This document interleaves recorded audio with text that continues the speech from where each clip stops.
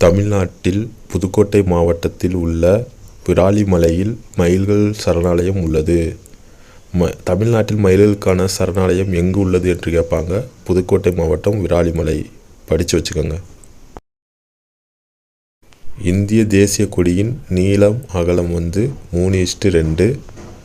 இந்திய தேசிய கொடியை வடிவமைத்தவர் யாருன்னா ஆந்திராவை சேர்ந்த பிங்களி வெங்கையா.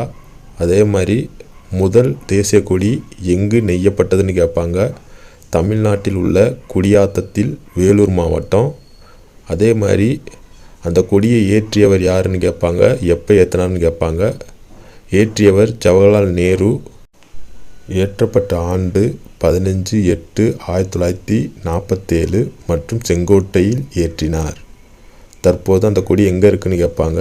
புனித ஜார்ஜ் கோட்டை, சென்னையில் உள்ள புனித ஜார்ஜ் கோட்டை அருங்காட்சியகத்தில் பொதுமக்கள் பார்வைக்கு வைக்கப்பட்டுள்ளது. அசோகர் காலத்தில் சாரநாத் தூணின் உச்சியில் அமைந்திருந்த நான்முக சிங்கம் தற்போது சாரநாத் அருங்காட்சியகத்தில் பாதுகாக்கப்படுகிறது. அசோகரின் நான்முக சிங்கம் தற்போது எங்கு வைத்து பாதுகாக்கப்படுகிறது என்று கேட்பாங்க. சாரநாத் அருங்காட்சியகத்தில். வரலாறு என்பது கடந்த கால நிகழ்வுகளின் காலவரிசை பதிவு ஆகும்.